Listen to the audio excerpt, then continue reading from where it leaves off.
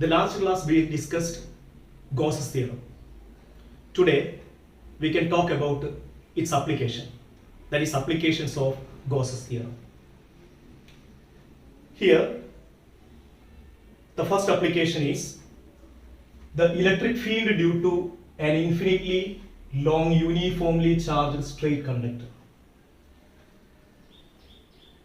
How can we find the electric field due to a uniformly charged straight conductor? By using Gauss's theorem.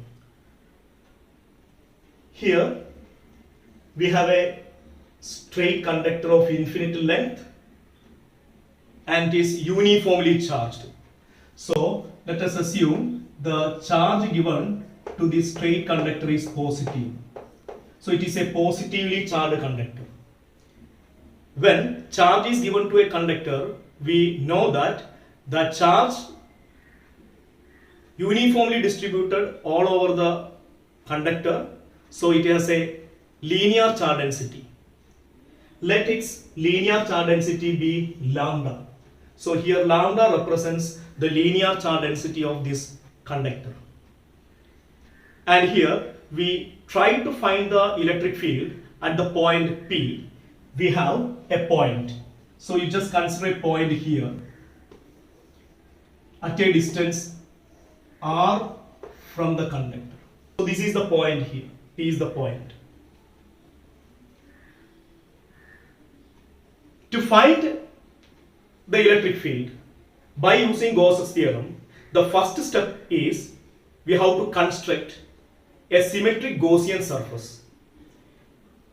Here, for this straight conductor, here we consider a cylindrical Gaussian surface of radius r and length l,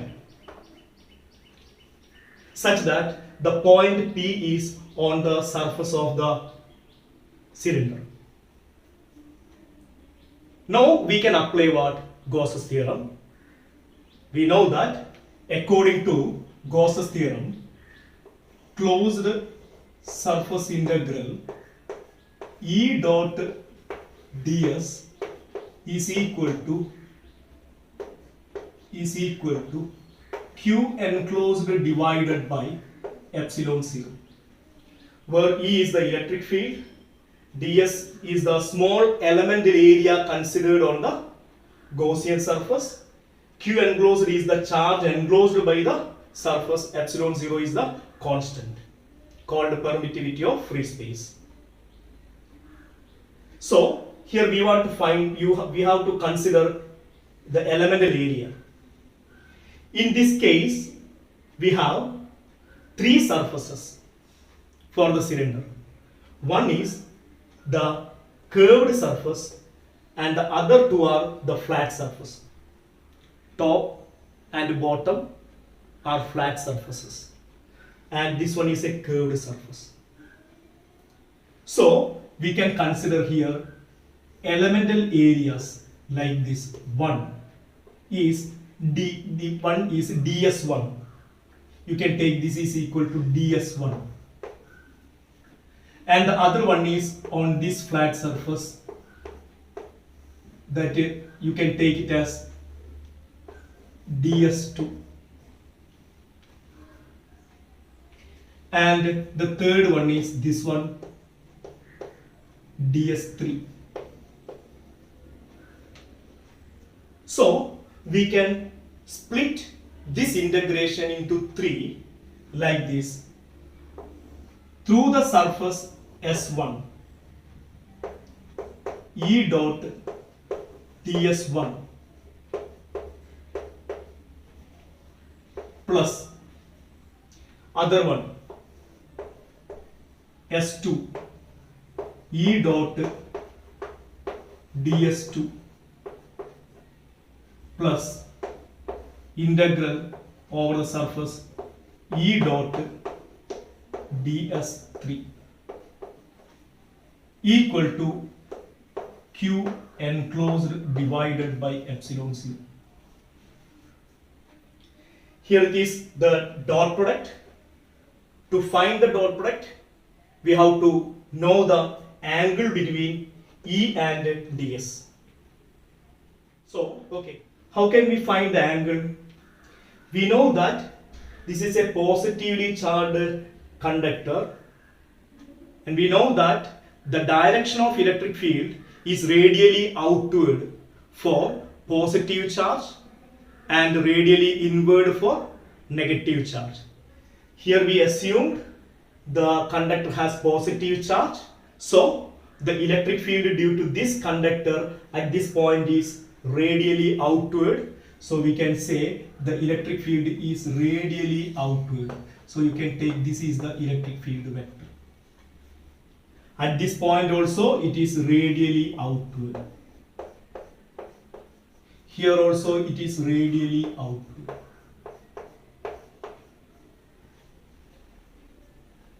And what is the area vector?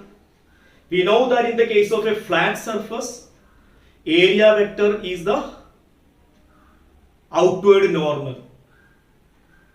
So here for this surface it is the outward normal. So this is the direction of ds3 vector.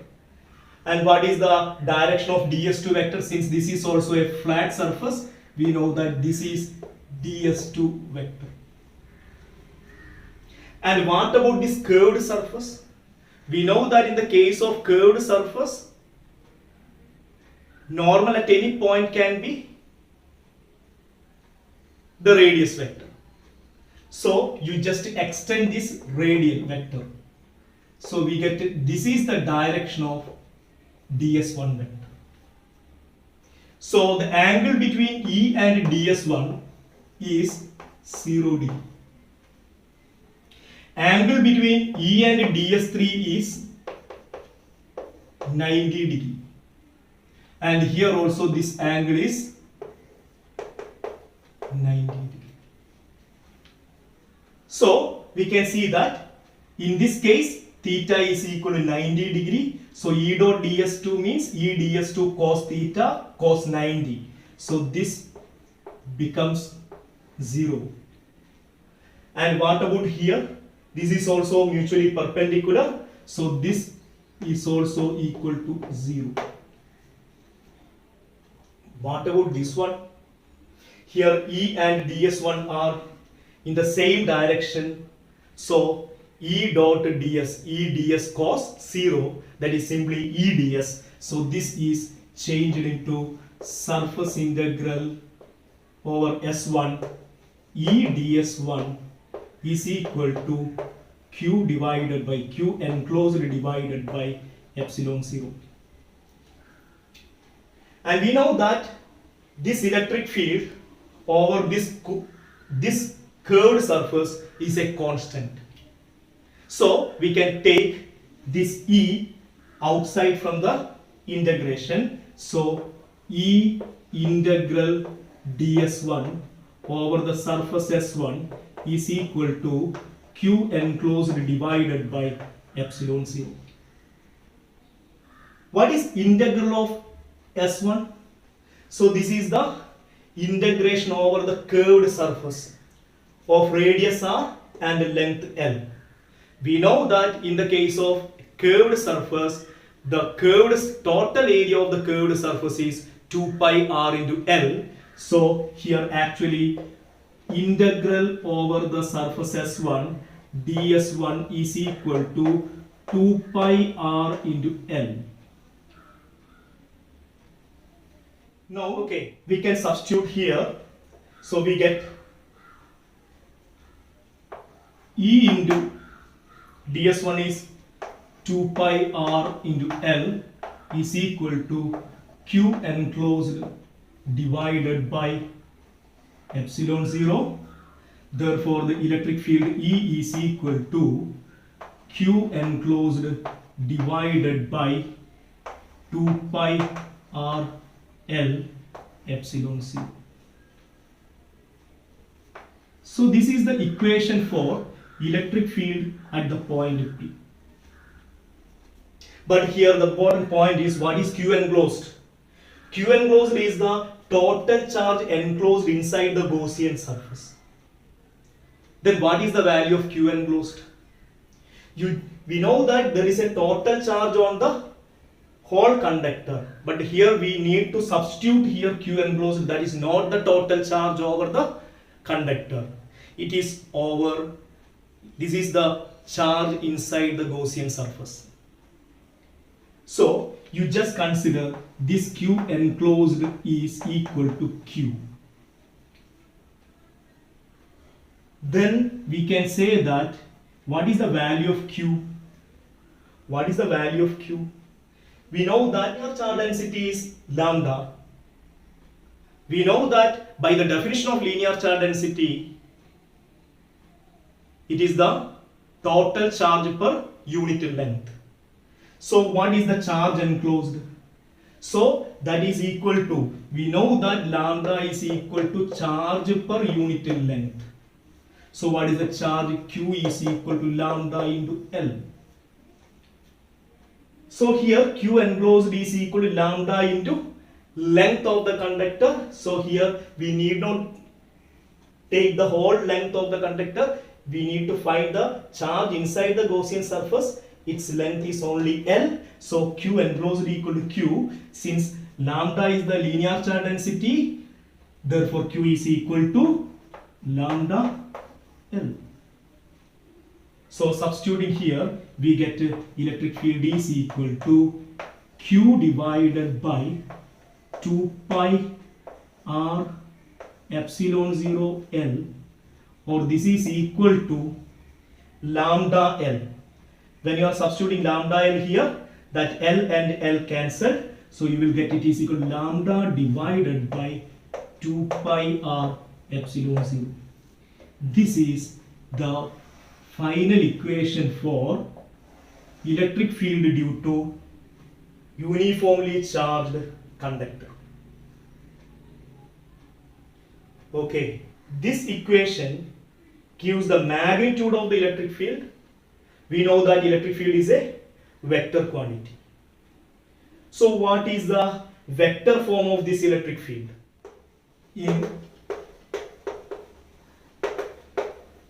vector form, E vector is equal to, magnitude is what? Lambda divided by 2 pi R epsilon 0. And what is the direction here? Here you can see that at the point P, the electric field is radially outward if the charge of the conductor is positive, or it is radially inward if the charge is negative. So the electric field is acting radially. So it is a radial vector. So you can take this is equal to R. So this is the equation for electric field in vector form. So you have to study these equations, these final equations, to solve the problems. Okay, and here you can see some important points. Here this is the equation for electric field. Lambda is a constant for a given charged conductor. 2 pi epsilon 0 are also constant. So the magnitude of the electric field depends on R, that is the distance to the point from the conductor. So you can say the important point is the magnitude of the electric field produced by the straight conductor is inversely proportional to R. That is E proportional to R raised to minus 1. So this is very important. When the distance from the conductor increases, the strength of the electric field goes on decreases, proportional to 1 by R. So you can draw a graph. What is the variation of electric field? What is the variation of electric field with distance R in the case of uniformly charged conductor? Since electric field is inversely proportional to the distance, so we can draw the graph. Here this is electric field and this is R.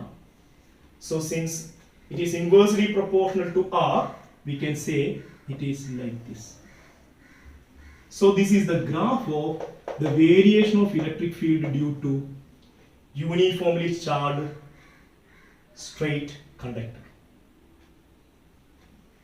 Okay, so this is a very important idea and you have to study it, by heart these equations and these points.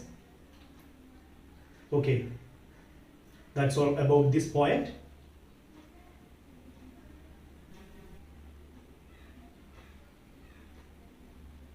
I think all of you got it. Thank you for watching this video.